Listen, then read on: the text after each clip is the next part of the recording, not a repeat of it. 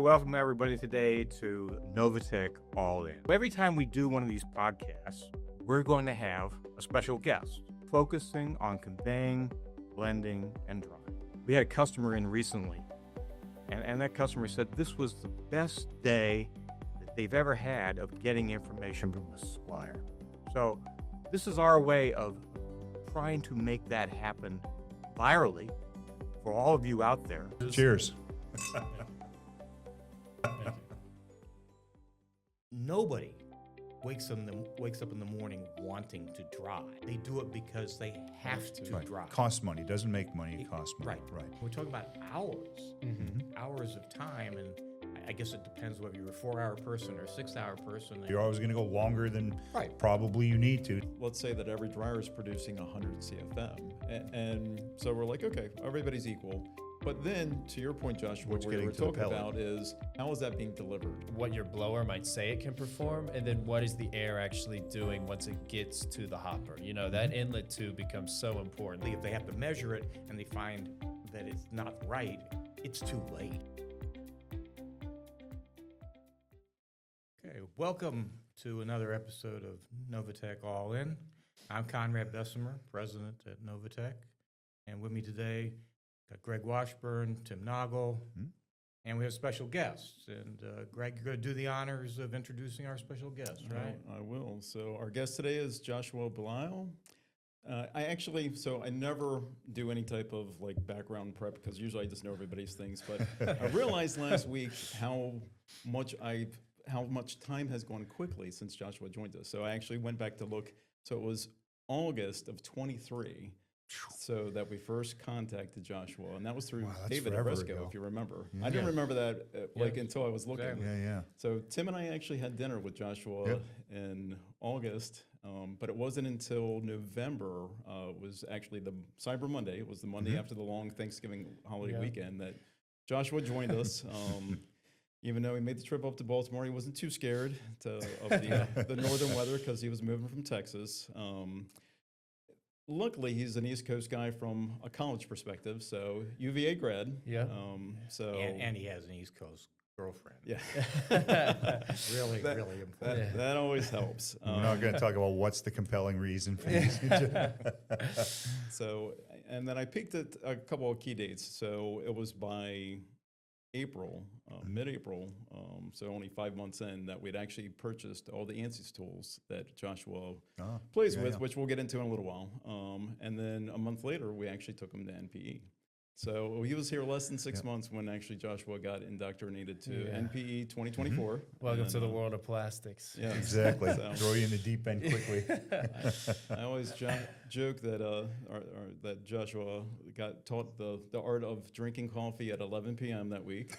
Absolutely. That's right. He was your roommate at NP, right? That's You guys right. shared a condo. It actually was great. We did a lot of sharing that week. So we talked about plastics, the industry, just the challenges, the paradigms, the things that are certainly kind of the known standards, and that's some of what we have to overcome at times. But all that was just a very good beginning, and then it's already been over 2.5 years since he's been with us, and over the course of that time, Joshua's kind of become our resident expert with ANSYS and all the tools related. You're going to explain what ANSYS is. Sure. So ANSYS, the tools within the ANSYS platform. So ANSYS is a series of computational tools that are out there. Joshua focuses on the two that are fluid related. So the fluid tools that are there are Rocky and CFD. A lot of people don't think about particulate being a fluid, but once it's in motion, it is. Yeah. And that's the part that people get a little confused on. So Rocky is the particulate side of it. Fluid is the actual more what we consider your traditional heat transfer side. So that's airflow, that's thermodynamics, things of that nature. So he's gotten super deep into those and has put, I would say, a whole new tier of science to what we've always taken to be the traditional, black arts, the traditionals of drying from that end of it. So what's really interesting, a lot of that is that a lot of those tools weren't available before.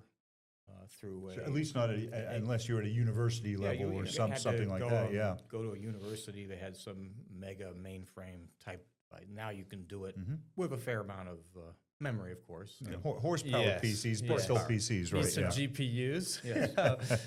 Everyone's favorite word. Yeah, nobody buys any cheap PCs anymore. So I mean, but anyway, I'm sorry to interrupt. No. But that's really, that catches up to where we're getting to today, and it kind of leads into the subject. But Joshua's, I don't know. Every once in a while, you just know that you have somebody that's going to fit into the team great. He certainly has. Appreciated everything it's been able to do and share with us.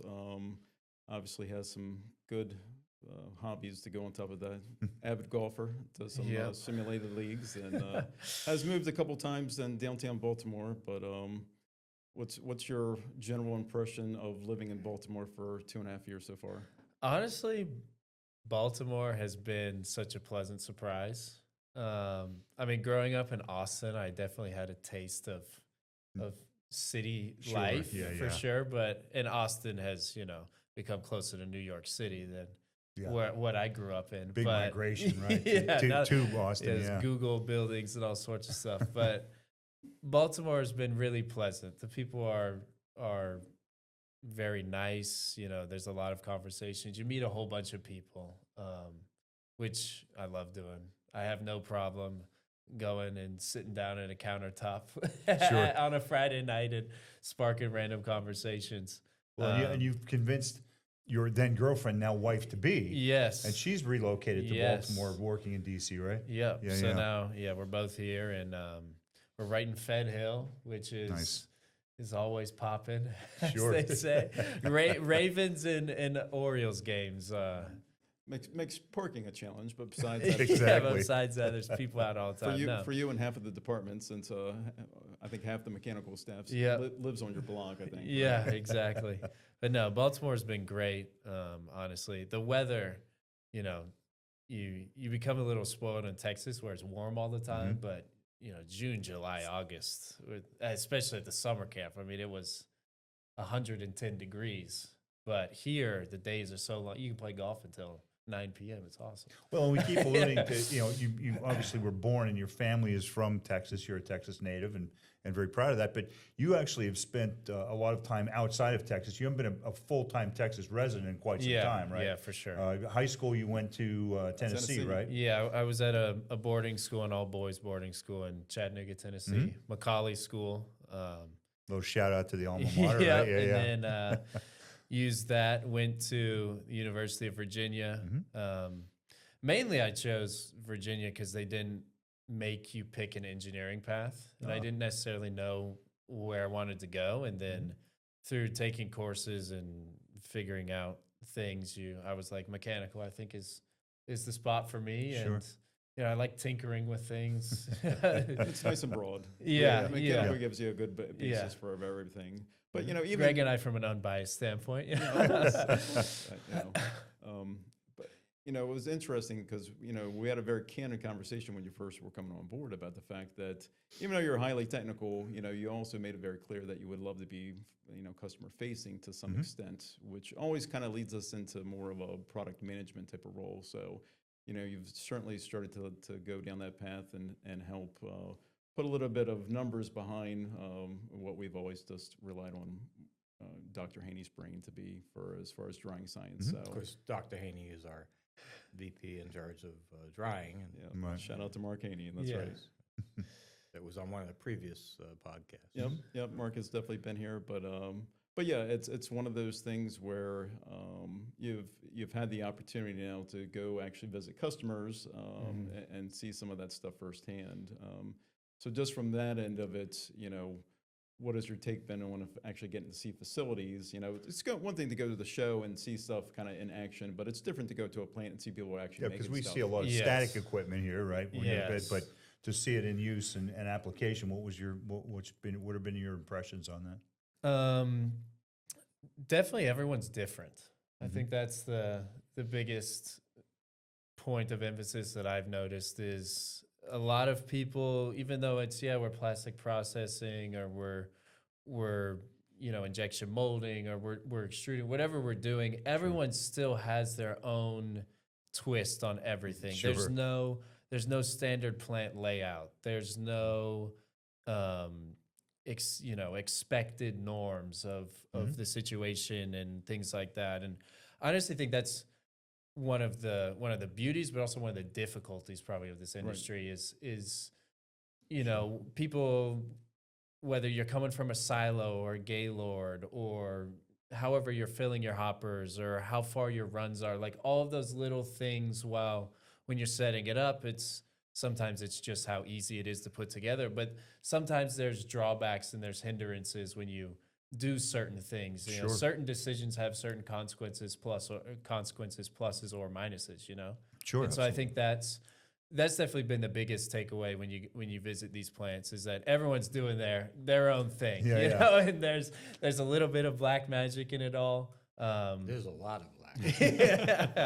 And speaking of black magic, I mean, you've been in the drying area for the last how many years, and that's just seems to be full of black magic. And some of what you're doing is try to take some of that black magic away and put a little some science behind it. Science behind it, right? Yes, and I mean that's one of the benefits of the tools, I think. So tell us about those tools a little bit. Yeah, so as Greg was mentioning, we use ANSYS Fluent and Rocky, and Fluent is the CFD, so computational fluid dynamics, which is mainly looking at the air, specifically for us, the air. Now, you can make that whatever fluid you want. If you were doing nitrogen drying, or you can do all different gases, all sorts of things. But for us, it's mainly air, and that has been beneficial in looking at. There's a lot of differences between what your blower might say it can perform, and then what is the air actually doing once it gets to the hopper. That inlet tube becomes so important. That's one of the first things when we were going through this. I was like, hey, what is the meters per second, right here? And there's not there wasn't a clear answer for it. Sure. So, luckily Kevin, our lab manager, and here in our lab, we're able to break things apart and measure those sorts of things. But then it also goes inside the hopper, and it allows us to look at the airflow inside the hopper, which is a really complicated place to be. A great dynamic tool. You're seeing things in a dynamic fashion, right? Yeah. And then ANSYS Rocky, which is one of their newer platforms. I would say Fluent is probably their gold standard product. Yep. Rocky is one of their newer ones, which does DEM, which is discrete element method, which can do a lot of different things. It can look at how bottles are going down a line. It can do all sorts of particle sort of simulation work. But for us, mainly we're using it for the resin itself. And what's great about the tools is you can use them separately. So you can use Rocky just to look at resin flow, because one of the big things in our industry is whatever's coming in at time X, you want it to be coming out together at time Y. Good mass flow in a hopper. Yes, exactly. We don't want mixture going on in there, vertically. Because the particles get different exposure times in, right? Which is going to make our situation even harder than it is. Yep. So we can split apart and look at Rocky and look at the particle flow and try and maximize and make that the most efficiently as possible. And then we can also look at the Fluent side, which, like I was saying, the airflow, how it's distributed in the hopper, the actual speeds.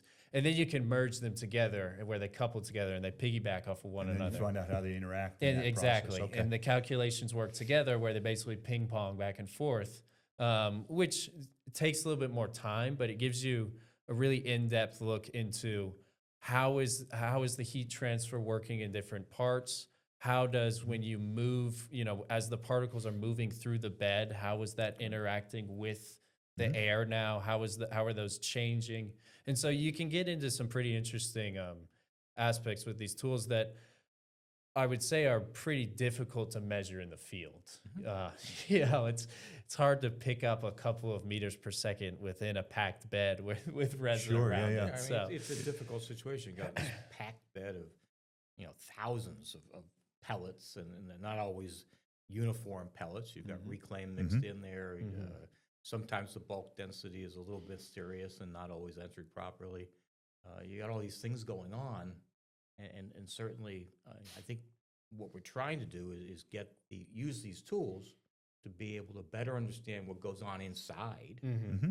rather than having this wild ass guesstimate of 2 to 4 hours or 4 to 6 hours. I mean, we're talking about hours, hours of time, and I guess it depends whether you're a 4-hour person or a 6-hour person. Are you optimistic or not so optimistic? And if you're going to have to guess, you're usually going to guess on the safe side. So you're always going to go longer than Right. probably you need to try and be safe, right? Yeah. So it's I think part of the selling pitch to me, because we invested in this 2 years ago now, 3 years ago, and this is Significant investment. Yeah. significant, 6 figures investment. And we just added to it some more as well, some other packages as well, because we're using it on the other conveying packages right now. The sound and so forth. Yeah. But so, I mean, how from, I guess it took you a while just to wade into learn this Yeah. package. Yeah, you got to learn the Get tool, into right? it. Yep, for sure. Right, yeah. And we've had great partners. They've been really helpful in teaching. There's a bunch of, there's a learning curve for sure. And it's not necessarily, you can learn a whole bunch of stuff in college, but the applications in industry sometimes differ than just the straight up equations. In I'm sure college. in college you never imagined that you're going to be modeling a bunch of dryers, right? No, not really. I mean, when you go out to the bar and you describe what you're doing, I mean, not many of your friends are going to understand that. No, but it's the tools. There's a lot of benefits to the tools from just the what can we look at? What areas can we look at? How can we focus in? And a lot of that has to do with, as I'm sure we'll get into later, like just looking at hopper geometries, changing different things, changing bends, elbows, lengths, perfs, what's 1 inch here versus 2 inches there. Like all those things we can see through the software, pretty substantial changes, as opposed to just, while it is our ultimate goal and it is the most important thing of providing dry plastic resin for our customers, there's a lot of different, levers that you can pull in order to get to that. And sometimes those levers aren't seen in just the simple, did you reach 200 parts per million? Sure. And so being able to tinker with some of this stuff in simulation land helps us understand the differences between the 200 parts per million or even the 250 parts per million in a test. And so some of those levers to pull have been interesting and I think fruitful for us. And then the scale and the size factor, where in the simulations we can go all the way down to looking at some of our ND7s. We've done stuff. ND7, by the way, is a very small. A small 20 throughput dryer, pounds, right? 7 pounds per hour, 7 20 pound pounds hopper. per hour. Yep. So- And we've done stuff in there. We do a lot in our typical 100 pound per hour range, which is around 200 pound 200 pound hopper. hopper. Yeah. 300 pounds, sure. And we can, but then we've done stuff even for customers all the way up to 6,000 pounds. Yeah, Well, that just came 6,000 up last pounds. week when we were talking to the reps. They were like, how well does this tool expand? And that was the real question. Have you done anything big? Because obviously it's one thing to say, here's your 100 pound per hour. We can do it in the lab. We're like, hey, but we did it on a good customer that was having an issue with drying. Turned out that it was 6,000 pound per hours.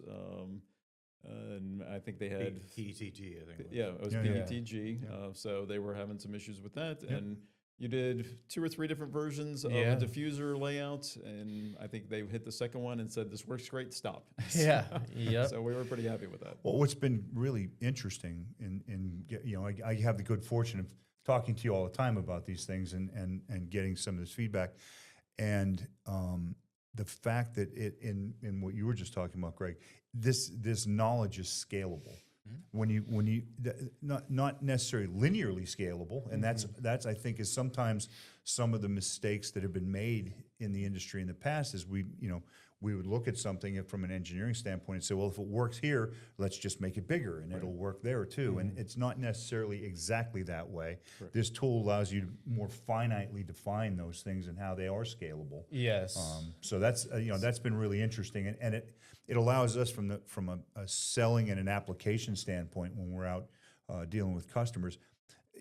most people in our industry would generally agree that a miter 90 elbow as opposed to a sweep elbow has a different dynamic in conveying and drying and moving anything, 100%. water, air. But they don't know why. They just know that we know that that's what it does.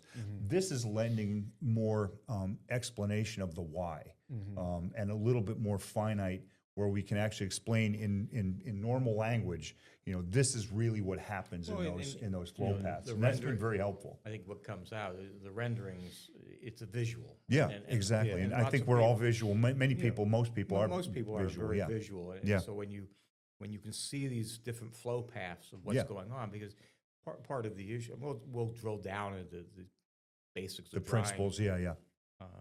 shortly, but what we're trying to assure is not just a pellet dryness at the end of the run, because frankly, if they have to measure it and they find that it's not right, it's too late. I mean, the batch, it's not a batch, but it's done.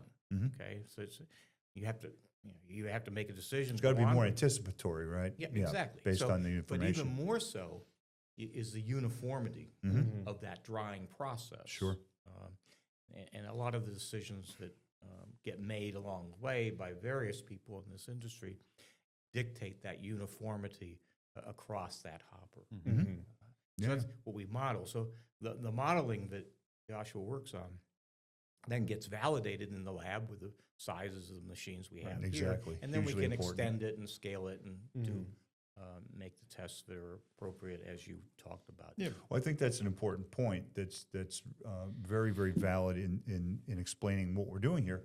Is you're doing a lot of the computational and the theory and proving theories and disproving theories, but then you get your hands dirty. You get over here and you load drying hoppers and you crawl inside machines, and you and Kevin do a lot of hands-on stuff. And that's, I think, an important distinction, an important difference is that the theory is vitally important for our understanding of why, but that dirty hands proving point, and that's been really, really good and very important for the way we're approaching this. And I think that's ultimately like we were saying, what is ultimately the most valuable asset is uniform, consistent, dry resin. And that is what we're shooting for. And like we were saying, there's a million different levers that you can pull on how you can get there. Some of them are dictated by the physics of it all. We can't just melt the plastic, but there are decisions that you can make along the way to get to that, for better or for worse, So or you can adjust in more process, sure, efficiently or less efficiently. And so I think with the ultimate idea of hey, we're gonna try and make consistent dry resin. It is important to validate that step, and do it with our stuff, and see the prototypes. We're prototyping things right now that we're going to try and implement, and one of the most important steps is going to be bringing it over here and doing the tests and seeing if it works. Because we do customer tests all the time, and I think part of the benefit of the customer tests is that they can see that, hey, we've put it in our stuff, and here's our Carl Fisher output, and it's going to work. Sure. And so I think along the same lines of this R&D path, and as great as the simulation stuff is, it still has got to prove out in the field ultimately. I was going to say, because the validation being so important, I think allows you to see, there are so many variables in all of these processes. Is there a variable we didn't see? Is there something in the theory that we didn't see?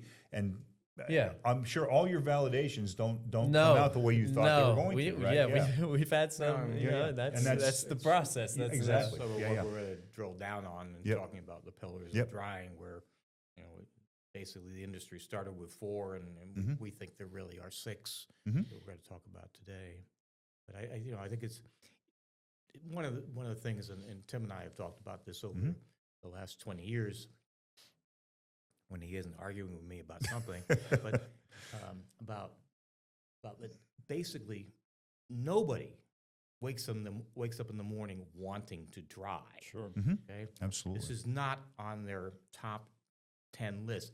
They do it because they have to Right. dry. Costs money. Doesn't make money. It costs money. Right. Right. So it's standing in between that customer and making money. Okay?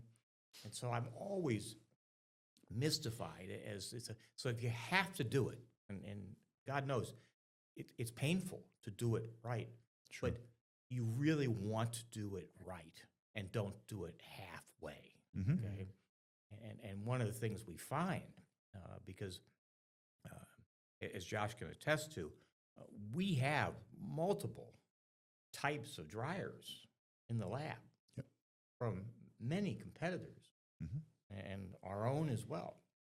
We test all of them, and it's amazing to me the differences between them. Sure. Okay, Yeah. and to the novice person, and probably to many of our customers, they walk down the aisle at the show and they look at a dryer. Well, it's a box, it's a hopper. They all look the same, but they really aren't when we go and test them. Yeah, and there's little differences in all of them, and those little differences add up in a way, or sometimes they cancel each other out. Yeah, Sure. Right. Well, I think people get enamored by the typical American stuff, horsepower, right? So how much CFM is there, you know, and how much kW? But even CFM, but nobody measures it the Which same CFM, way. yeah. But that's part of the problem. And it goes beyond that. So like, let's say that every dryer is producing 100 CFM. And so we're like, okay, everybody's equal. But then to your point, Joshua, What's what we getting were to the talking pellet? about is how is that being delivered, right? So What's getting to the pellet? it's what size is the inlet? Is it a mitered? Is it a sweep? You know, is there a bell? How much perforation? Yeah. What position Absolutely. is it in? what percent perf, Yeah, I what mean, angles. And we've seen what the impact of each of those decisions and people's designs has on the drying process. And the pressure drop yeah. across Yeah. the beds. I mean, I think it is an extremely important and valid point to make as well, because Conrad, you mentioned, you know, we not only have Novatec dryers in our lab, we have everybody's dryers in our lab. You know, we've gone to the trouble of trying to acquire these, you know, through various entities out in the field, and it's important to note that Josh and Kevin do not go into. We don't give them any preconceived notions on the. We're not going in there to prove Novatec's dryer works better than dryer X or dryer Y or dryer Z. We're going in there to figure out. Well, and sometimes they don't in certain aspects. Yep. You know, in those minute details that Josh is talking about. And we learn from that. You know, we learn from that, and we understand a little bit better what those parameters are and the theories behind it. And so, you know, it's not a matter of these are not commercial tests. These are tests that are truly based trying to validate or invalidate our theories and our calculations, our computations, and seeing how other people do it lets us have a wider berth in doing that. Is what's coming out the bottom, is it uniform? Right. Number one. And is it meeting the moisture spec that a customer is expecting? I mean, people think that after drying 6 hours or 4 hours or whatever happens to be, that they're going to reach this promised land. Okay? Exactly. And that promised land is just all over the board. Okay? Yes. And I think that's a kind of to what you were saying, Tim, of one of the beauties of being the young guy, you know, it's you're not carrying a lot of paradigms into the and y'all have been great about it, but like I can ask why without, you know, kind of an eyebrow being raised. It's you know, and then sometimes that leads into an interesting discussion of why is that happening, or why is that the choice we've made or others are making, you know, and the differences in that. But no, for sure, we're trying to be as rigorous as possible. And one of the other benefits is when you find something that potentially could be better in our own equipment, it's okay, let's get into it. Let's try and move in that direction and see where the benefits are, you know, and how can we implement it ourselves. And I think we're definitely trying to do that and going to do that. Yeah, because this obviously this isn't just purely a theoretical exercise.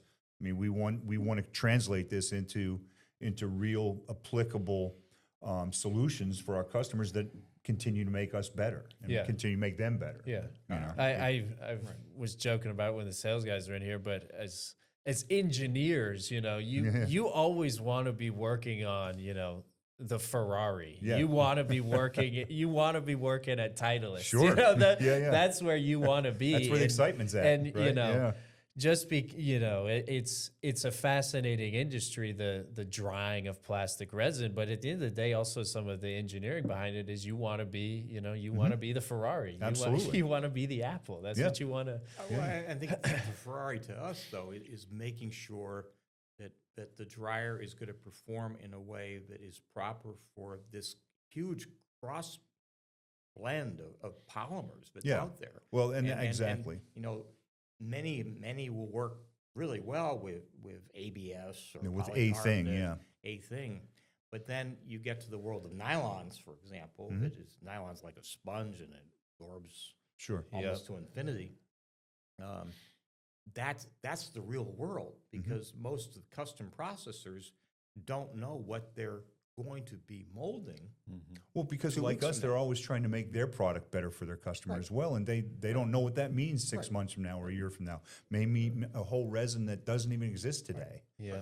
So you've got, as you said, Conrad, we can't design for a single narrow application. We're trying to make it as broad enough and adjustable enough that it can meet a lot of those needs. We only do two types of machines. The first is drying and the second is conveying. And so, drying is one of our principal focuses. And we obsess on this stuff. So, and you're constantly trying to make it better. Sure. But before we drill down, I think it's about that time. I love that time. Okay. Wet the whistle a little bit, and we're going to take a little break, and we'll get some. I think it almost qualifies as a brew, but I don't think it really is. Josh has brought something in. Josh not only is our guest, but he agreed to provide the refreshment today. So he has a little arm twisting, but he made it down to the store and got something for us. So we'll have a little break, and then we'll be back in just a minute. All right. Well, welcome back, and we're back. We poured some out. We have not had any yet. We're about to taste it. I have no idea what this stuff is. Josh, Josh, you're going to have to explain this for us. Bold Rock. Whatever Rock. That is. So you tell us about that. Yeah, that's right. I was joking. This is the unofficial beer of the University of Virginia. It was Is there an official beer? I don't know. The school might not want It's a official university, beer. so yeah. But it was started in Virginia. I believe in like 2012, relatively recent. Shout out to our rep down there. Absolutely, Dave Walters. Yeah, absolutely. Dave's right there. They do in most of their Virginia. brewing now in North Carolina. Oh, perfect. So Alan Reeves gets his shot at it now, and Chaz as well. So nice. Yep, and they have a couple like essentially tap rooms, but one of them is up on this mountain in Charlottesville, and so obviously, when you're of age, you travel you up. Have to. Yep, you make the pilgrimage up the mountains. You make the pilgrimage. It's typically it's a senior 4th year activity. You go up on Thursdays. You watch the sunset. It's a great. It is not my first grab, but for storytelling's sake, it's a great beer. It's good. And nice is it a beer sunny or a afternoon. cider? It's a cider. It's a cider. But Okay. It's a nice sunny afternoon. Have one or two. Okay. Sort of drink. And what's the alcohol level? It's only like 4%. Oh, it's It's light. So. They make an IPA that's like 9, and that one's a little more aggressive. All right. So I think we can all handle that and still keep talking. Yeah, this is nice. So anyway, so we'll give it a shot here. Absolutely. Right. Salute. Cheers, brother. Cheers.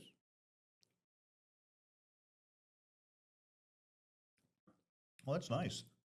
Yeah, I could see that on a sunny afternoon. Yeah. Hey, that's really nice. Yeah, out in left field watching the Who's win a couple baseball Exactly. games. There you go. Mm-hmm. Nice choice. Very different than anything we've had thus far. So that's good. Yeah. Yeah. So you did make the trek up the mountain? I did, yeah. Did you walk or roll back down? That's what we need to know. That's a story I heard about you that I didn't know about. But I did also hear about that you used to play basketball with the girls' basketball team. So Yes. you got to tell them.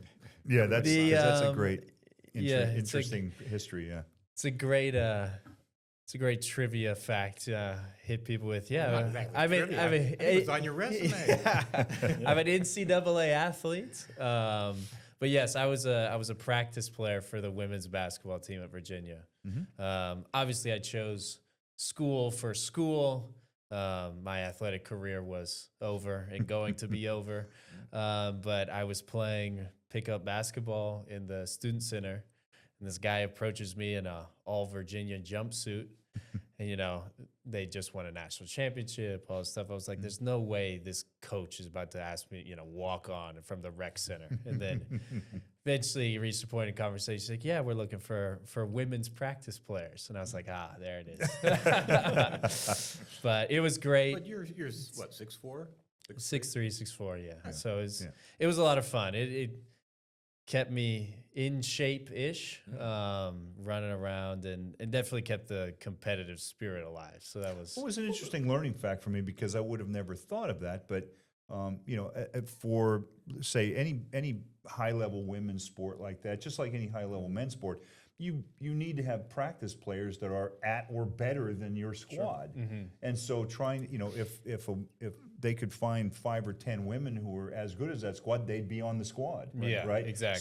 So you know, not that men are better athletes, but certainly physically, usually bigger, a little bit more strength-wise.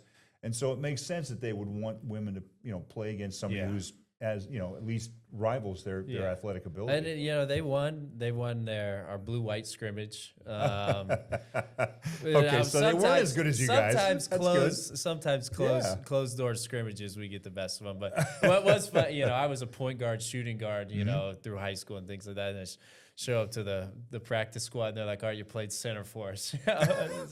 So I'm down there in the blocks, you know, trying to do post moves, stuff I had never done before, but it was a lot of fun. Yeah, what a great history. The cool part about practice squad stuff is the fact that they'll give you like a scouting report, and then you guys have to like take on roles of that other team. And basically run their plays. Yep. Yeah. So I mean, like, there's a whole level to it that like having people that have played the sport and understand it can take a report. Sure.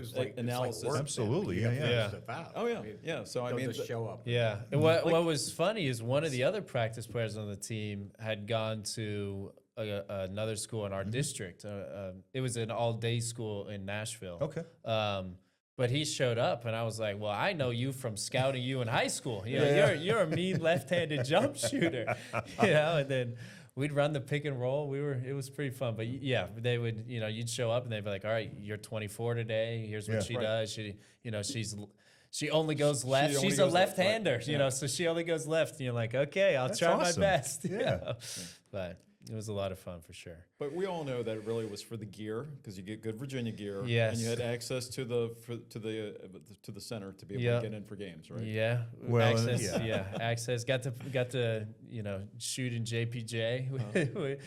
There was actually my fourth year. We had practice right before UVA was playing Houston. Oh wow. And it was like right before Christmas break. Yeah. And I'll never forget. I mean, we were ebbed and flows while I was in college, but our fourth year we weren't quite as good. But still, obviously, Virginia basketball is great. Sure. These guys from Houston walked in as we were leaving. They were some of the largest human beings I've ever seen in my entire life.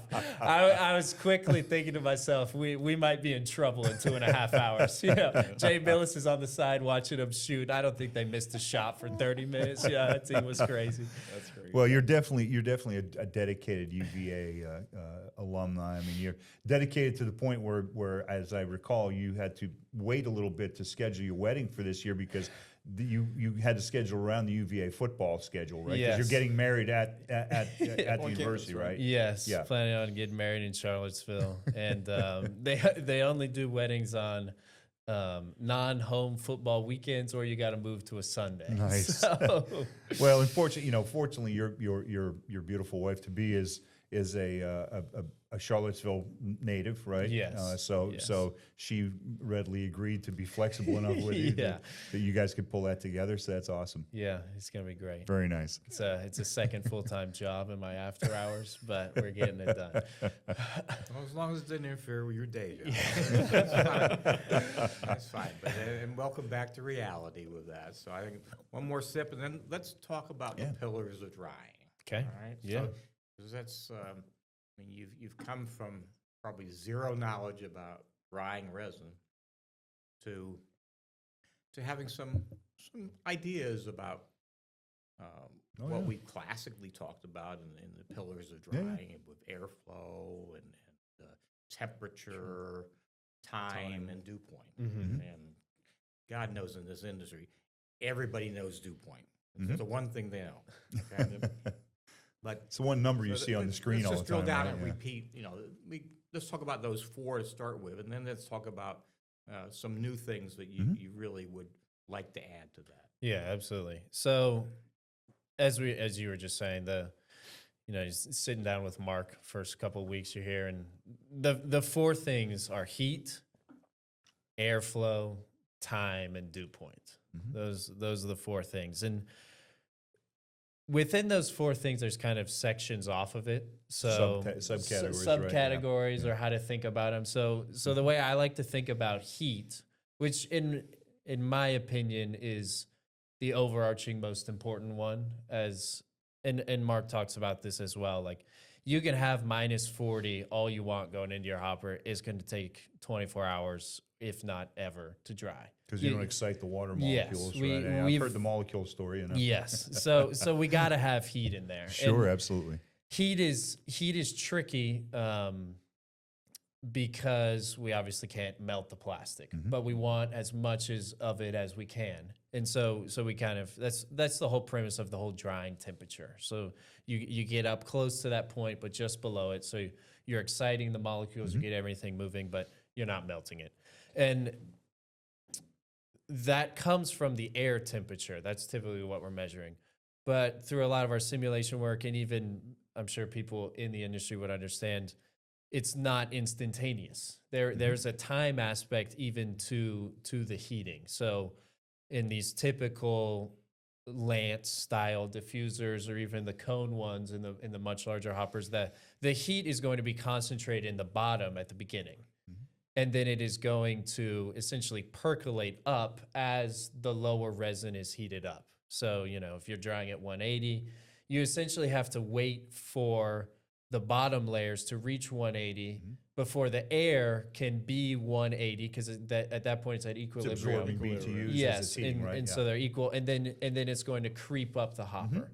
And so that whole process takes time. But it becomes important to note the difference between the air temperature and the actual resin temperature over the course of the drying period. And I think Novatec has done some very clever things kind of measuring this, are measuring the differential between the inlet and the outlet, and then ramping back over time if it's not in use. Like, we've done some really clever things to save energy and save power related to this whole concept of resin temp. And then the next one, airflow, which through even some of the simulation work, we'd like to expand that. It's delivered airflow. There's... So what do you mean by I love that So, distinction. Delivered where? So the critical point is going to be when we say delivered, the actual airflow going into the hopper. And so typically we like to measure that right at the inlet. We have our whole system in the lab to measure that. And the key is, there is a lot of different factors over the course of even the piping, the routing, whether you're using a bed or a cassette or how you're doing it, that can kind of change what you think might be your CFM to what is... those points all create losses, right? Yes, exactly. And so it's important to understand what your actual delivered airflow is, because the delivered airflow is what is really going to drive a lot of what falls into this category of packed bed flow, which is essentially what we're doing. And that drives a lot of the thermodynamics and the physics of the actual system. And so, and it sounds crazy, but there are big differences, or what can be noticeable differences, between minimal CFM differences because of how all of the math appears to work out.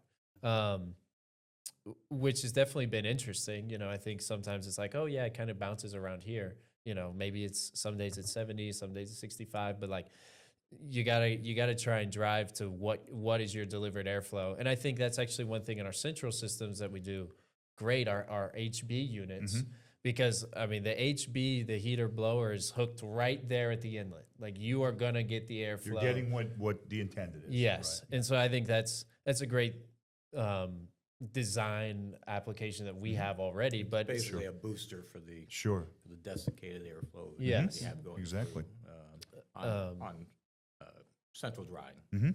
yes, and then next into the airflow. So it is that ultimate CFM in, but then there's the uniformity aspect, and then ultimately the velocity of the air. And so we like to talk a lot about CFM because it has to do with the BTUs and the heat transfer and kind of this volume idea. But in a lot of the equations, it ultimately boils down to what is the actual speed of the air around the pellets, kind of in those interstitial spaces. And why is that important? Because that's an interesting distinction. It's important because that is kind of what drives the regime and actual equations. So in terms of what Reynolds number you're at, which leads to what convective heat transfer coefficient you're at. And so you can, quickly get into these crazy mathematical principles. So the difference in velocity of the air determines how efficiently, quickly, or slowly it's giving up its BTUs into the pellet, right? Exactly. Okay. And Because in addition, that velocity of the air is somewhat obviously to remove the moisture if it is on the outside. Yeah, it's got to carry it. That's surface moisture, but the real enemy is what's on the inside. Absolutely. So- and the only way to get to the inside is by heating it up and then allowing some Pushing it time out. to bake out. So you have to penetrate that heat Yes. inside of the pellet. And you, because this is packed bed flow, you are limited. So just explain this concept of packed bed. Yeah. So there's all different types of flow. And there's pipe flow, there's free flow, there's all these different things. And packed bed flow is definitely I would say, a category that isn't as studied, or not necessarily studied in our applications. But it's interesting because it's how the flow is going to work inside of some sort of particle bed. And then what makes it tricky is that the particles aren't always the same, or they're not. Particle size has to play a lot into that, Yes, right? absolutely. The particle size, how it packs, which goes to what shape you're using, whether you're using cut, spherical, all of that starts to play a factor. And it plays a factor into how you actually get into your forced air convection equations. Okay. And so it becomes this very complicated system. It's a really big formula. I mean, what you work with and everything else. I mean, all these things that, in most cases, validate what we did intrinsically. But it's interesting how there are some really older formulas out there on this. I mean, A lot of this isn't brand new discoveries. It's no. just about applying And them to a this, lot of it has to do with the application, and some of it there is a limitation to kind of what we can do. So there's only so far we can drive the H factor because it's packed bed flow. There's only so much we can, because otherwise What's you'd the be. H factor? So that is the convective heat transfer coefficient. Okay. And so you want to maximize this as much as you can, so you're actually taking the heat that's in the air and giving it to the pellets. But there's only so far you can drive it, because at some point your velocities become so high, you reach this thing called a fluidization point, which I'm sure we've all experienced. Perking the pellets, And for the listeners at home, imagine you're gardening, and then you put your thumb over it, and all of a sudden the soil is starting to bounce. you're So making that jet stream, right? yes, Yeah. and that can essentially happen in your hoppers. But like we were talking about earlier, you don't want to do that because now you've lost the uniformity of your resin flow, and now you're inconsistent. How long has what been in here?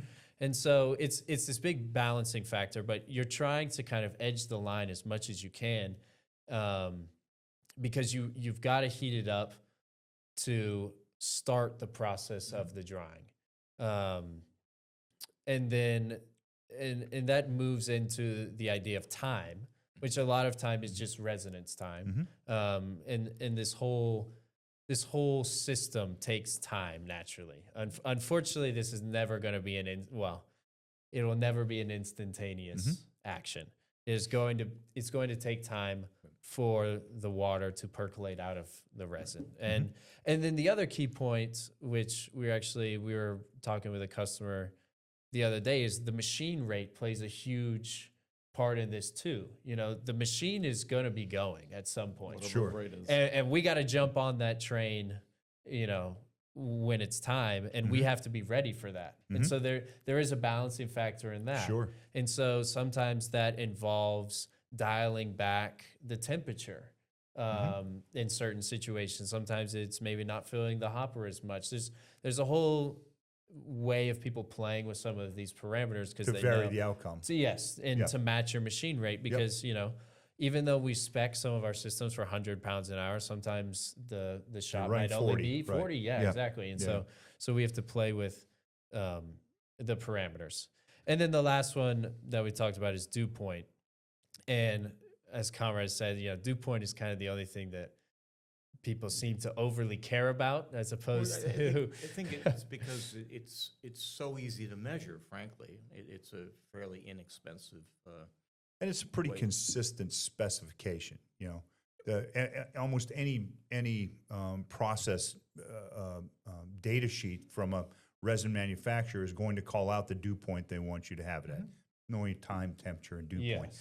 And it's almost always in our industry a -40. That's kind of in this country, been in this adopted country, as the U.S. standard. Right. And I think one of the key point of dew point falls into a lot of like the diffusion laws, which falls under Fick's laws, which mainly means that things move from a high concentration to a low concentration. And -40 in our industry is, when you think about -40 dew point, is essentially a measurement of the concentration of the water in the air. And -40 is so low that we can efficiently get to through cassettes and beds and all sorts of stuff. It's the lowest point we can efficiently get to and maintain this concentration gradient minimum. And so that allows the water in the pellet to be the high point, and for the -40 to constantly be the low point, and allow the diffusion process to work happen. and Sure. allow So the air what would to transport it away. What would happen though if you don't have -40? Say somebody didn't desiccate the air, you just put hot air in. So if you're just putting hot air, you're kind of up to what the water content is going to be in the air. And the problem with that is, you know, a lot of what these thermodynamics and kind of these physics things have to do is things are always trying to move towards equilibrium, and because it's the easiest energy state for things to be in. And so if you don't have -40, your equilibrium state that you ultimately get to might not meet the specification that you require. And so some of that gets interesting with the actual drying temperature you use. But because the temperature, the temperature is an easy thing to measure, -40, -20, -30. Yeah. But that's not really what's causing it. It's really the concentration of water at that, you know, so it's so many parts per million. And but we that's just hard to measure. demonstrate it as -40 F. But Exactly, really it's kind of this measurement of like vapor partial pressure. Sure. And -40 is just so incredibly low, you can call it almost zero. Sure. You know, it's not true, Sure. but it's almost zero. And so it allows, you know, we've talked about it for PET people, like getting down to 30 parts per million is is a pretty insane Yeah, spec. absolutely. You know? Like Yeah. that's one of the first. I was like, you want 30 parts per million? That is an insane tolerance to follow. But you know, that's what they need to make their product. Sure. So minus 40 allows you to essentially have 0 as the bound, as the lower bound. And then your resin will always be above. So you're constantly moving towards this equilibrium of 0. And so when you don't have minus 40, your equilibrium is going to be a higher point. And so that's the key. But I would imagine if you had no desiccation at all and just a plain hot air dryer, you're going to have variable results, right? Yes, Depending because on it's whatever the environmental air is going conditions, in. right? Yeah, Yeah. it might have rained And based 15 upon minutes drying ago. temp, right? Right. Because Yeah. obviously, if you're over the boiling point of water, if you're over 212, then you'll have a much better chance of And getting to a that's lower why- point. That's a good Yeah. point. Yeah. That's why a desiccant-based dryer is always Reliable. reliable, Yep.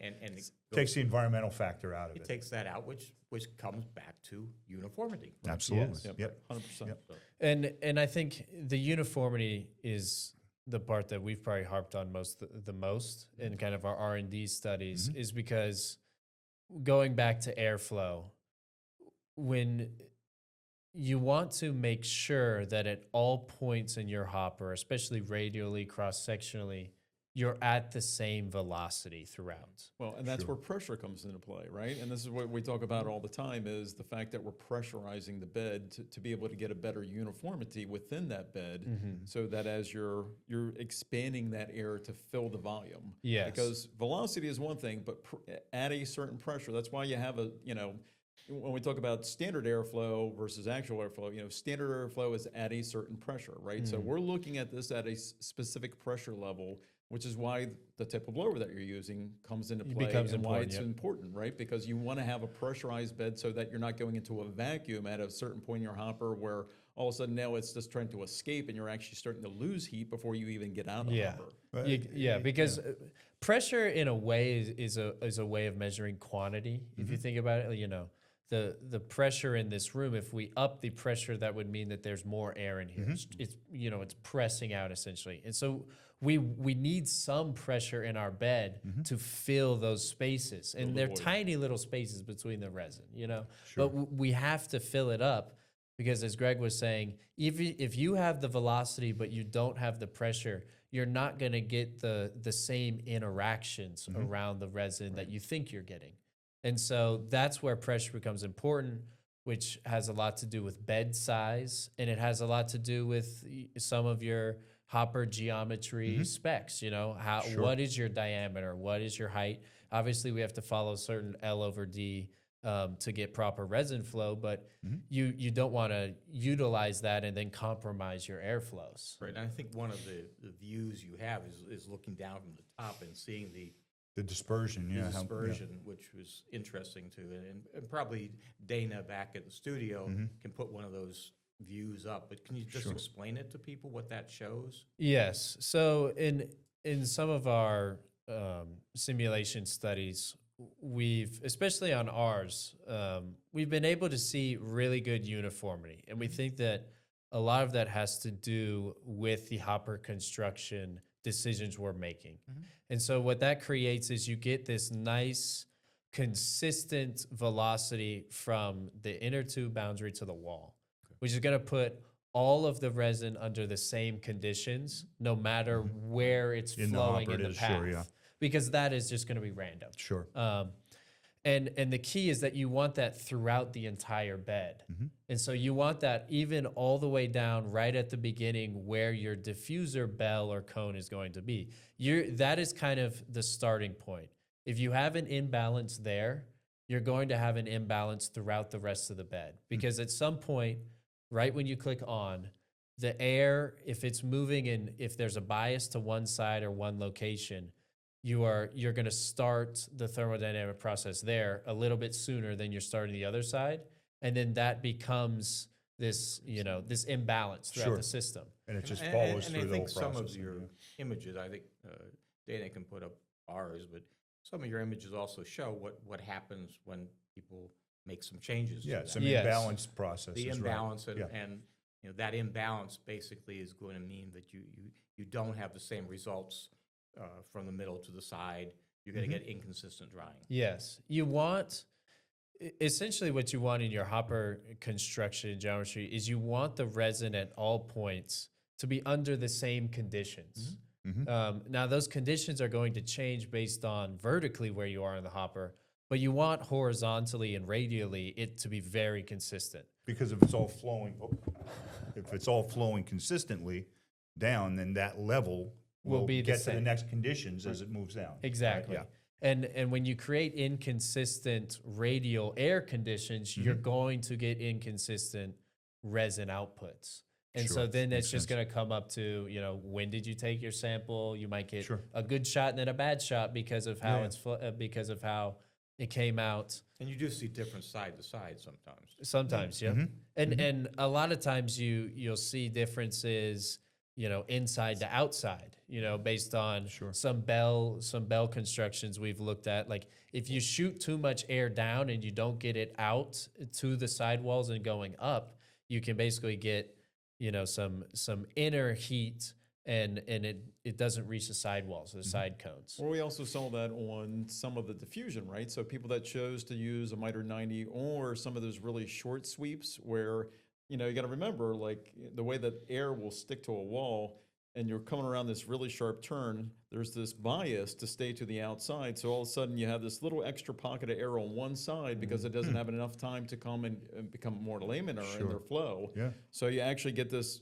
offset on one side versus the other, and we saw that on some of the other Yes. hopper evaluations as well, right? Yes. So we've seen that, and it can get nitty gritty, but it really comes down to there's a lot of decisions that you can make that can aid this process, and I think that's one of the things we're going to try and drive towards is, how can we make the most heat efficient and time efficient drying hopper, because that's ultimately we need the air to be in the best condition to set up this process. And the best setting up point we can do is make sure that it's going to be as uniform as possible when it gets into the bed. And, then we can ramp up CFMs and heats and all that stuff however we want to. But if you're not going to get uniform air distribution down there, your process is not going to be consistent. So just to repeat before we go on to number 5 and 6. So basically you've got temperature, which comes with a given resin. You've got some resins that are at 180 that you have to dry at, otherwise you have big problems. Using nylons, other products like that. Then you have some in the 210, 215 area sometimes. Then you got some high, got peak, some high and so you're peak. 350, 360, 370. Right, PT, for example. So temperature, number 1, right? Yeah. And then this airflow is the driving factor to take Yes. to deliver that temperature and to deliver it uniformly Yes. as appropriate. And then it's also the carrying mechanism of the moisture. Right, For to the take the moisture moisture to away when it's liberated. as essential as it is to forced air heat convection, it is also the motive to remove the moistures. Another reason that you got to be as uniform as possible, because you need it to physically transport. That's part You of have the to mass. maintain that gradient Yes. you're talking about. And that's part of the mass transport of this Sure. process. In addition to the heat, we have to physically take it away. And so that's another aspect to the Because if airflow. we don't carry it away, it'll just reabsorb into another portion of the pellets later in Yeah, the it's bed. just there, yeah. So we have to have enough velocity to carry that away. Potentially, and depending what the different regions are and things like that. But then you've got dew point, which we talked about, minus 40 being like the traditional. Just there, you've got people sometimes brag minus 60, minus 80, minus whatever. But as I understand it, when you're getting more than minus 40, which you don't really need, you're going to have to pay for that. There's a point of diminishing returns, I think. right? Yes, I think at that point it becomes a larger calculation of the overall system. What's your regeneration time? What's your regeneration heat? How big's your bed? Because sometimes if you're going to get down to minus 60, maybe you have a cassette that might be a little too big. So you're actually compromising your delivered airflow to your hopper. So minus 40 appears to be a very nice middle ground. Call it the sweet spot. Yeah. It's a sweet spot, it works and so forth. So you have all those three characteristics and you do that right with airflow and you do it right with temperature and dew point and so forth. And then it's a matter of how long it takes to dry. Yes. Just time. And time, as I was saying, this process is going to take time always, you know, but we're trying to make it as efficient as possible, as fast as it can be. Yes, I mean, the customer would like it to be done instantaneously. At least the pre-dry, that's a wait time, basically. But then that's the goal, in this country, nobody wants to wait, okay? Right. Absolutely. Right. Time is not something we take for granted. The one thing in life you don't get back. Trust me, at my age, I kind of figured this out. So, well, and it's unfortunately, we'll talk about it in a separate podcast at a later date. But where you're starting from has a huge effect on that time but we're going to talk parameter. a little bit about Yeah, it. yeah. But because it's important to understand that. Yeah. I mean, So let's talk about the things we want to add to that, and a lot of your work has driven us to that, and so have at it. Yeah, so I would say the fifth one that needs to be considered a little bit more than it is now is the type of resin. And I think the reason for that is the resins have become so complicated at this point. there is as much R&D and engineering going on into the resins than anything else in this process. Yeah. And they've reached a point to where they become so complicated that actually it's requiring its own understanding of what are you trying to dry. And I think a lot of what you're trying to dry drives some of the other decisions that you can make in terms of airflow, in terms of temperature, and some of these things. So can we call that resin characteristics? I mean, yes, it's the type. Is it bulk density as well? So yeah, it's going to be how much regrind you're using.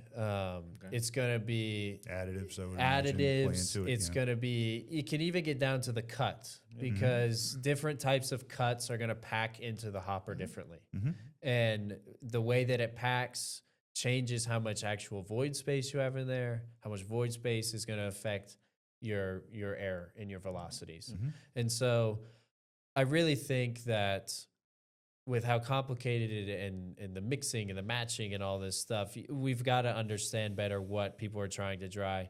And as much as we're trying to reach a universal solution, there still is some specification that needs to go into the drying process based on the desired product. And of course, the other part of that in terms of resin characteristics is the resin condition itself. Yes. Has it been in an open container? Has it been in a closed container? What's the condition? Your factory, is it ambient controlled or what is it? Because all that's going to boil down to how much water is in it to start with. How much water is starting with. Yeah. And I think that's the sixth one. I think the sixth one is initial moisture content. Right. And while that is still a very complicated issue to solve, I think understanding the resin type you're drying does lead into some conversations about what your initial moisture content should be or you should strive to have. I think the industry understands that nylon is a very complicated resin, and so highly hygroscopic. Yes, so it likes to and a attract totally water. different molecular structure. Yeah, and it's constantly absorbing, and so the conversation starts with that, but then that leads into, at some point, if you have 10,000 ppm nylon, we're just not going to be able to dry it, or dry it in the time that they would deem acceptable. Exactly. And so that leads into other conversations of, are your Gaylords out? Are your Gaylords covered? When are you mixing in your additives? How are you mixing in your additives? How are you storing, after mixing? Are you going straight to the hopper? All of those, in terms of the entire system, become much larger conversations. They than, help or hurt the process. Yes, and depending they on the become answer, sure. critical once you understand what resin you're trying to try. You know, if it's an Sure. ABS or a PCABS, you might be able to be a little bit looser on some of those parameters because your initial moisture content can't be as high.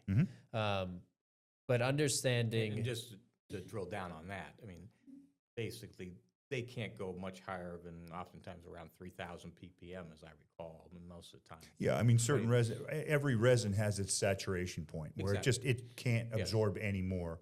And it's all based on molecular structure and the physical structure of the pellet and so forth, right? and that's, It is. So then, and having those ceilings, at least protects you on some of that. Sure. But the difference between But coming then out you're of the right, yeah. bag, it might be 1,500, and not and being exposed 3,000. That's 1,500 ppm difference to your promised land, and of course that's going to affect time. yes.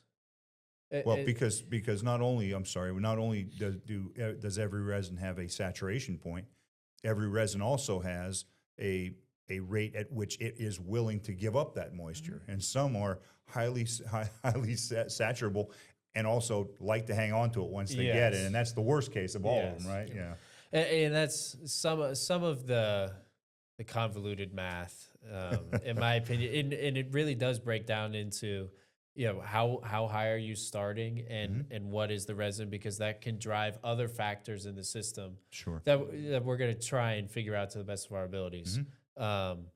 But those, how quickly can you even get the process going? Sure. What is the max rate you can even remove moisture from this? And sometimes that just becomes the barrier to entry. We're doing it as fast as we can. We've maximized everything, but if you start at 8,000, we just can't drive It's it only going to faster. give it up so much. Yeah, and we so can quickly, only do sure. this in. And I think one of the issues with our whole industry, and it's been like this for my 50 years of doing this, of this 2 to 4 hours or 4 to 6 hours, those are numbers that were created by the resin companies. Well, why? Because they don't know what type of dryer you have. They don't know what type of hopper there is. Sure. They don't know the condition of your pellets. They don't know whether you're in Louisiana during the summer or whether you're in Canada during the winter. Yeah, and it's not a knock on the resin companies. No, They're going to give you the recommendation that is the safest thing that is going to assure you're going to have a good process. Put it semi-politely, but it's a CYA for the resin company. Exactly. Okay? Yeah. 2 to 4. I mean, how can you possibly be wrong? But we've seen situations where it actually takes more than 4 for the worst case, and more than 6 hours for the worst nylons in some cases, particularly if the starting conditions aren't good. Yes, and that's where the starting conditions at some point become this very the missing variable in this whole situation, and the idea of where you're starting from becomes critical.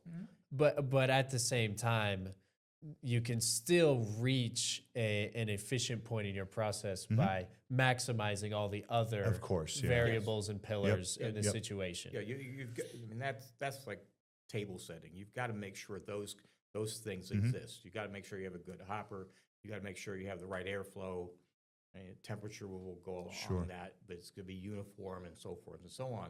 But then the resin condition is that. And I think without going, and we'll talk about another time at some of the upcoming solutions to all that, but it is still surprising to me that many of our customers don't understand that this resin can absorb things. It isn't just magic. It happens. And you can prevent some of that. Some of it is prevent some of that. Yeah. And we see it happen in our lab. We can have it, during, even though we have air conditioning out there, and it is controlled, obviously. Well, we've still had some resins to get up to 7,000-8,000 parts per million. Leave a Gaylord open for the weekend, and all of a sudden we have 8,000 ppm nylon. Okay, and of course that's going to dry a whole lot differently. Than when it was brand fresh, spanking fresh new. And let's face it, even when it comes in a Gaylord, it's not like this is hermetically sealed or anything. It's sealed in a plastic bag with some usually tie wrap around it, right? Or something else around it. So, explain about this absorption and what I mean, there are some easy ways just for processors to take better care of that and recognize that additional time is either going to cost some time in terms of that pre-drying process, number one, or number two, and Tim, you're good at this because you've come out of the processing industry. You know the effects that would be seen downstream. Well, and that's the key thing that a lot of times processors who may not be as adept or as experienced with certain resins, especially engineered resins, may miss is even though your process may be capable of drying, a highly saturated resin, the more time and temperature that you put into a resin, the more it stresses that resin, and so that makes a marked has a marked effect on how it processes and what the end result is. So even if you're able to use the resin, you're still putting a variable now into your process because, again, you're adjusting, like Josh was saying, you're adjusting one of those parameters to make up for that extra water in the resin, and that has to have some effect on the other end, and it's normally stress the resin. It creates a little bit of either brittleness or just flow lines or something that will be noticeable that now you have another thing you have to work around. And so it's always best to try and limit anything you have to do to the resin prior to molding it, exposing it to time and temperature and all those stresses, because it makes it perform like it was originally intended to. I mean, your goal is to get it to the press in a uniform condition. Exactly. Right? Yep. Uniform temperature, uniform parts per million, Right. and it's ready to go. Mark and I we were in a plant in Ohio, and they had given one of their interns for the summer. His job was to look at PPMs. Sure. And so he was taking samples every day. What was coming into their hoppers. This was kind of his Great summer exercise, project. And what he started noticing is that like every third or fourth day, they were running nylon. And he was like, all of a sudden, the third or fourth day, we're getting this crazy starting point. Sure. And we're having problems on those days. That's when our problems show up. So Mark and I are, okay, well, let's see, where's your resin, all stuff. Go back there, it's in Gaylords, no lids, no tops, no anything. It's like, well, what's happening is, you're pulling from the wand, the bottom part that's dry and dry and dry, Sure. and then eventually the stuff that's been sitting on top, exposed for now 2 or 3 days, you're getting this, that's the stuff that's slug getting of it, pulled. You're taking your measurement, you're realizing you're absolutely. and so even something as it seems as simple as that, like, oh yeah, it's just coming from our Gaylord, but that can have huge effects on your system. And so it's like, hey, we got to seal these up, or we got to run them maybe a little faster. I don't know what they ended up doing, but it was definitely like, hey, at best or at least you need to cover these. And as Conrad was alluding to, we're not talking about having to hermetically seal these things. Just some reasonable care. Gather it around the wand and put a zip tie on it or something, so you just don't have an open pathway. Will certainly help. It will abate that some. I get it. It's tough. When you're at home and you have a sopping wet towel or something, you can feel it. It's really wet. No, you can't with plastics resin, though, with two handfuls. You can't tell which one's dry and which one's wet. Sure. And so people just assume, well, I guess it's okay. It's the same. I mean, no, it gains a lot of moisture. I remember one customer in the South where they had parked some nylon outside. Okay. And all of a sudden, they follow up and say, well, this one dryer just doesn't work. And so Mark went down, measured it. It was 30,000 ppm. 30,000. Okay, which is physical water on the pellet. There's no way you're going to be able to dry. I mean, even if you could dry it, as Tim said, you're going to stress the molecule. Exactly, it's going to change it. It's going to change it. Nylon's tough because you can, if you over dry it, you will make it brittle. Absolutely. Okay? And if you under dry it, you've got all sorts of other issues. So hitting that magic point is the holy grail. Certainly. But in the meantime, until we talk about really the ultimate solutions to all that, I think it's key for people to recognize that and take more care with their resin. Okay, that's goal number one. It's one of the most expensive parts of the process. Right. You know, yeah. And I think one of the things you'll find us doing more and more is talking to people, helping them understand with visual descriptions of what's happening inside that hopper. Absolutely. Yeah. And it really comes down to the fact of, that to me, all dryers are not created equal, okay? And CFM specs are all over the world. Well, they all mean something different because They all mean something different, It and depends I on think where you're measuring and all the things a lot Josh of talked people about. will Yeah, give you the blower, the theoretical blower. the free flow air, right? The free yeah. flow air of the CFM. And like I said, for example, I think there was one dryer we measured, and what was it? Maybe 80 or 90 CFM at the blower, but by the time it's Was getting going into the hopper, right? It's around in the 50s. Yeah. Okay. Yeah, dramatic difference. So that's a big drop. Yeah. That's a big change. Sure, absolutely. And then it was no surprise it wasn't drying. It wasn't drying. Yeah. Okay. But the customer thinks he's got a lot of CFM. So, Yeah, yeah. But anything you want to add to all that? After I got off my soapbox? Yeah, I really think we've talked about it a little bit, but all the resin in terms of the drying process is going to understand is the air characteristics that it's being exposed to. And so we have to we need to give the air the best characteristics in order to dry the resin to the most effective point it can be dried. Right. And unfortunately, it's still going to take some time, but the more conscious decisions you can make to aid in that process, you can hopefully speed up a little bit of the time because you're running as efficiently as possible, which hopefully you'll see not only in your drying specs, but maybe even in the dollar amounts. Sure. If we can if you're as efficient with your heat and your energy and your airflow as you can be, then hopefully we can, make it the best process that's possible. The goal is less time and less energy. Yep. Okay. Or don't use any more energy than you absolutely positively have to.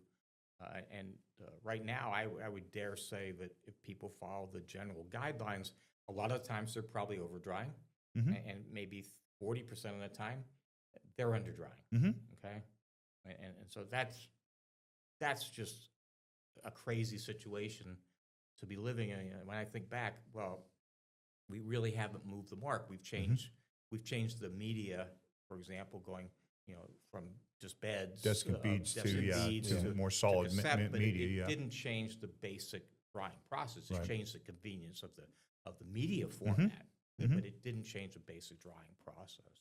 So Sure. I think with all these engineering tools now, we're validating a lot of our sort of trial and error suspicions over the years, which we talk about all the time, and Sure. we know what worked because we measure results. But now we're starting to validate that, especially with hopper design, more and more being focused on, and obviously truly understanding resin conditions and resin characteristics. Exactly. So for that, I thank you because you're full-time devoted to this thing, and helping us understand this a whole lot better, and it's added tremendous insight to. Yeah, everything we do, because obviously, it's really twofold.